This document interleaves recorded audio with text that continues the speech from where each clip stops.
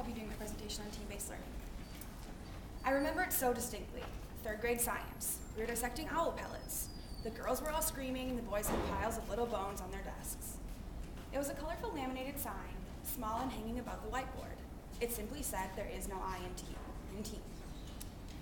The sign confused me at first. It obviously wasn't about the spelling of the word team, so what could it be about?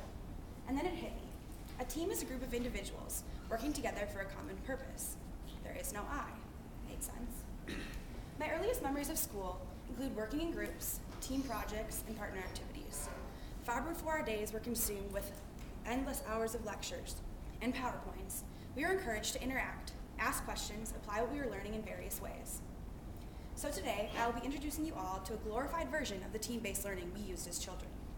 Team-based learning is described by the University of British Columbia as a special form of collaborative learning using a specific sequence of individual work, group work, and immediate feedback to create a motivational framework in which students increasingly hold one another accountable for coming to class prepared and contributing to discussion. There are 4 practical elements of team-based learning. 1 is forming teams. Teams should never consist of more than 5 to 7 members. They should also never be student selected. Often this creates social entities rather than resource wealth distribution of a class. Teams should be diverse, dividing the liabilities and assets of the class.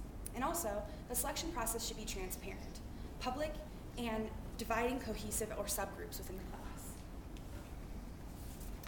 The second practical element is readiness assurance. And this occurs at the beginning of each instructional unit. First, there are pre-readings, typically 30 to 50 pages, from a textbook, report, or technical paper.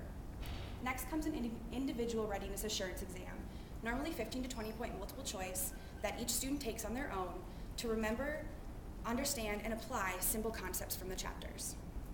Next is the team readiness assurance. This is the exact same exam taken by each individual.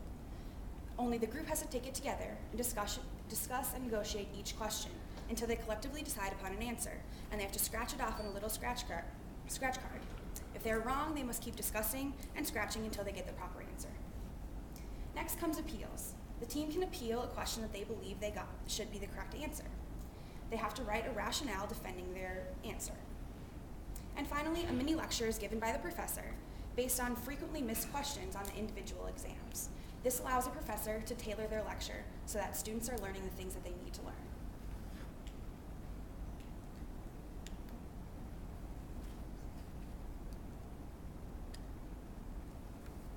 The third practical element is application activities. It's all about the 4 S's. First, the professor must choose a significant problem, something that's relevant to the class and that the class is interested in. Each team should be given the same problem so that they can later defend and challenge their answers. A specific choice should also be given. So instead of presenting an open-ended question, the professor should present them with a multiple choice question so that later when they have to simultaneously report, each group can actually compare the answers that they were given. And finally, peer evaluation. At least twice throughout the semester, each team member should have to give one thing they appreciate and one thing they request of every other team member. There are quite a few benefits of team-based learning, some of which include increased attendance or motivation, people come to class more prepared, and overall just learning, both for the student and the professor. Team-based learning was originally developed by Larry Michelson. He found the following. In the past 2 decades, more than 99.95% of teams have outperformed their best member by 14%.